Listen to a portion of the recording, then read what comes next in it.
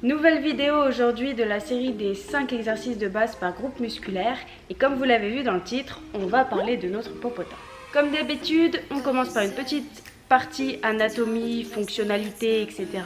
Puis on passera sur les exercices. Donc, je ne vais pas pouvoir vous montrer sur moi-même, hein. Je pense que ça semble logique, mais je vous mettrai quelques photos d'anatomie. Notre fessier est divisé en 3 muscles. Le muscle le plus superficiel, il s'agit en fait du grand fessier. C'est celui qui fait le bombé, tu comprends, ce petit bombé qu'on apprécie tous. C'est le grand fessier. Ensuite, en muscle un petit peu plus profond, nous avons le petit et le moyen fessier qui sont plutôt axés sur le côté. Le grand fessier a plusieurs rôles. Je vais vous dire ses rôles, mais je vais plutôt vous les montrer parce que quand je les dis, c'est pas forcément très clair. Le premier rôle, c'est qu'il est extenseur de la cuisse sur le bassin. Il fait donc ce mouvement de venir tirer la jambe vers l'arrière.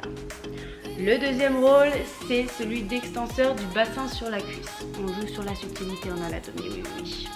C'est également un muscle qui permet la rétroversion de notre bassin, ce petit mouvement très glamour. C'est également un rotateur latéral et il peut intervenir dans d'autres mouvements comme par exemple l'abduction ou tout simplement sur la stabilisation du tronc. Ensuite, notre petit fessier est fléchisseur de la cuisse sur le bassin, mais également fléchisseur du bassin sur la cuisse. Toujours dans la subtilité, je rappelle. C'est également un muscle qui est très important dans l'abduction, tout comme le moyen fessier qui est très important dans l'abduction, ainsi que pour stabiliser notre tronc. Ils entrent en jeu dans d'autres mouvements, mais là je vous ai vraiment parlé des principaux. On verra que sur les 5 exercices que je vais vous proposer, on va surtout se concentrer sur le grand fessier puisque c'est celui qui me kiffe. Si tu veux le popotin de Kim K, tu vois, c'est celui-là qu'il faut travailler. Mais je suis pas chirurgienne, donc techniquement je vais pas pouvoir t'apporter ça. Mais tu m'as compris, c'est vraiment sur le grand fessier qu'on va s'axer. Alors, le tout premier exercice, et pas des moindres si tu veux un cululu qui déboîte, c'est tout simplement le hip thrust. Je pense que tu l'as déjà vu, probablement, je l'espère, parce que c'est vraiment le killer du popotin. Le hip thrust, comme son nom l'indique, coup de hanche en anglais si t'es vraiment très mauvais, il s'agit tout simplement de ce mouvement de venir lever le bassin, comme je te montre actuellement.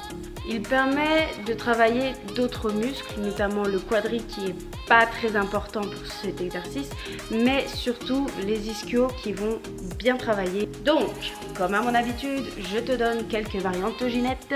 Donc, on peut travailler à la barre. Tu peux également travailler le hip thrust sur ta machine à leg extension que je vois là-bas. Donc si par exemple tu es dans une salle où tu n'as pas de poids libre, déjà qu'est-ce que tu fous dans une salle où tu n'as pas de poids libre, ben, tu peux faire cet exercice sur une machine de leg extension. Ensuite c'est un exercice que tu peux faire de deux manières différentes, soit en bilatéral, soit en unilatéral. Et tu peux également varier l'espacement de tes pieds quand tu es en bilatéral. Ça, ce sont les variantes du hip thrust. Un autre exercice qui est un petit peu de la même famille que le hip thrust, qui s'en rapproche et que vous avez dû probablement déjà voir quelque part, c'est tout simplement le bridge ou le pont. Et en fait, au lieu d'avoir le buste qui est surélevé sur par exemple un banc, un canapé, un lit, peu importe, et bah vous avez le dos qui est au sol. Deuxième exercice, et celui-là si vous le combinez au hip thrust, je pense que le lendemain vous ne vous asseyez pas. Je peux même vous le confirmer, le lendemain vous ne vous asseyez pas. Donc il s'agit tout simplement du soulevé de terre jambes tendues. Encore une fois, le soulevé de terre, il y a énormément de variantes. Toutes les variantes travaillent le fessier, sauf que selon moi, la variante qui va le plus travailler le fessier, ça va être celle des jambes tendues. C'est un exercice qui est hyper complet, qui va notamment également travailler les ischios à fond les ballons, ainsi que les lombaires. Donc sur cet exercice, il y a deux choses qui vont être importantes, c'est que le dos doit bien rester droit et vous devez avoir les jambes qui sont légèrement fléchies. Donc on appelle ça jambes tendues, mais elles sont semi-tendues entre guillemets. Autre petit détail, c'est qu'on n'est pas tous faits de la même manière, on n'a pas tous la même mobilité. Donc descendez jusqu'où vous pouvez. Ça c'est très personnel. Certaines personnes vont descendre jusqu'en bas du tibia, alors que d'autres vont descendre seulement jusqu'au genou et ce sera largement suffisant. En variante, comme d'habitude, variante de SDT jambes tendues, je parle bien, pas du soulevé de terre en général. Donc les variantes du soulevé de terre jambes tendues, donc vous pouvez faire à la barre, vous pouvez même faire à la barre guidée, même si je pense que c'est pas forcément le plus simple. Vous pouvez également le faire aux haltères. Vous pouvez le faire en unilatéral ou en bilatéral et vous pouvez également surélever la pointe des pieds pour pouvoir encore intensifier l'exercice.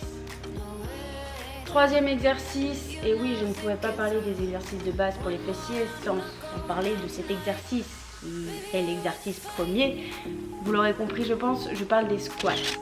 Ils sont très populaires et ils méritent leur popularité parce que c'est un exercice qui est très efficace. Donc les squats vont travailler énormément de muscles, en grande partie les quadrilles, les fessiers, un petit peu les ischios, mais également les abdominaux, également les dorsaux. Enfin bref, vous l'aurez compris, c'est un squat. C'est un exercice ultra complet, donc vraiment pas à négliger et vous pouvez tellement faire de variantes que vous pourriez presque l'introduire dans chaque séance bas du corps que vous faites, même si vous faites 2 séances par semaine, ce que je fais, c'est possible, c'est faisable, donc voilà. Donc parmi les variantes que je vous présente ici, donc il y a les squats classiques à la barre en back squat, vous pouvez le faire également à la barre guidée. Vous pouvez faire des squats, faire varier un petit peu la largeur de vos pieds, donc faire largeur épaule on dit, ou largeur large, c'est-à-dire des squats sumo. Vous pouvez aussi les faire surélevés sur des steps avec une haltère entre les deux jambes. Vous avez également le front squat, le hack squat, etc. Si jamais ça vous intéresse que je fasse des vidéos vraiment axées sur les variantes d'un exercice, par exemple toutes les variantes de squat, et que je vous explique quelle est la différence entre une variante et une autre, dites-le moi dans les commentaires parce que je pense à faire une série un petit peu dans ce style là, mais dites-moi si vous ça vous intéresse et si oui, quel mouvement vous intéresserait en particulier. Petit détail sur les squats, si jamais vous êtes débutant, ou pas d'ailleurs, faites vérifier votre exécution à un coach parce que c'est un exercice qui paraît tellement simple mais il est tellement complexe. Encore moi aujourd'hui je travaille énormément sur l'exécution de ce mouvement parce qu'il est vraiment très compliqué à exécuter correctement. Alors si vous le faites chez vous sans poids, donc au poids du corps ou avec des charges très légères, il n'y a pas de souci. Par contre dès que vous allez commencer à mettre beaucoup de poids, à vouloir charger la barre, là il faut vraiment avoir une exécution ultra clean. Donc si vous le pouvez, si vous êtes dans une salle ou si vous avez l'occasion de faire des squats avec un coach quelque part, demandez-lui de vérifier votre exécution et de vous conseiller pour exécuter au mieux le squat. Autre chose, ne prenez pas forcément tous les conseils que vous pouvez voir sur internet à propos de ce mouvement. Je ne donne pas de conseils sur ce mouvement dans cette vidéo tout simplement parce que c'est vachement personnel comme mouvement, selon votre morphologie, votre mobilité, ce que vous voulez travailler, etc.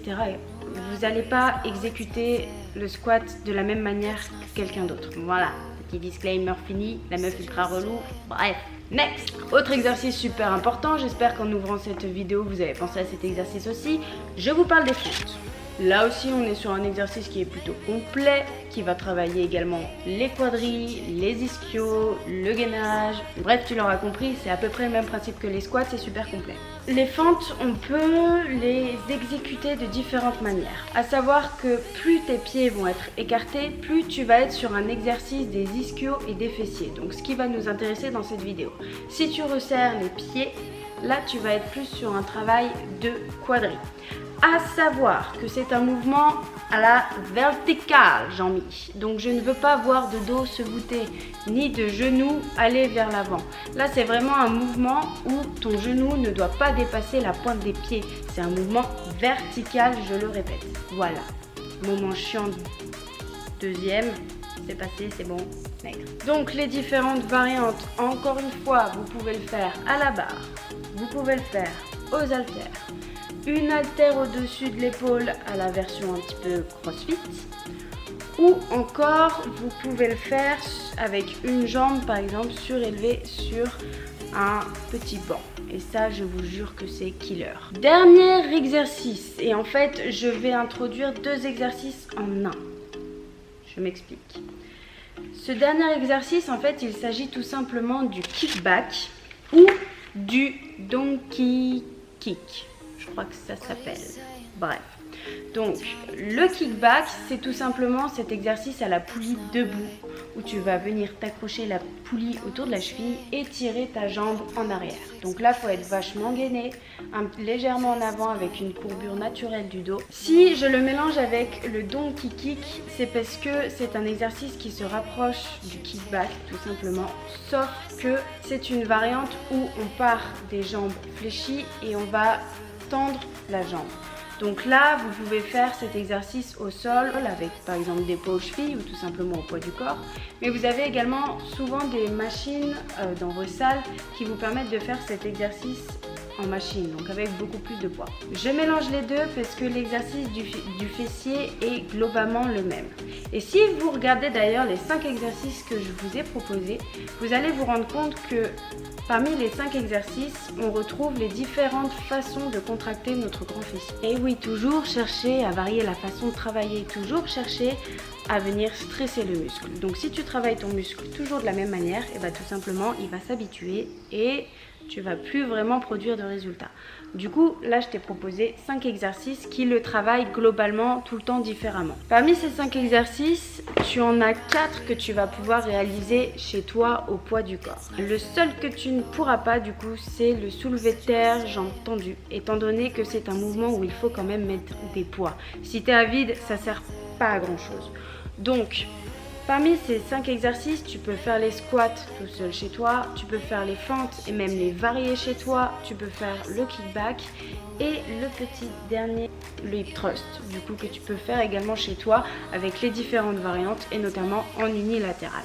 À toi maintenant, avec tous ces ingrédients, de voir qu'est-ce qui fonctionne le mieux pour toi, qu'est-ce que tu kiffes faire des petits mélanges, faire ta petite mixture là et faire grossir ton popotin.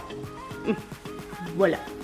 J'espère que cette vidéo t'a satisfait. Dis-moi dans les commentaires quel groupe musculaire t'aimerais bien que je traite dans une vidéo similaire prochainement. Dis-moi quels sont toi tes exercices fessiers préférés. Et puis on se retrouve dans une prochaine vidéo. Ouais, je te souhaite quand même une bonne journée. Je suis pas si mal polie que ça quand même.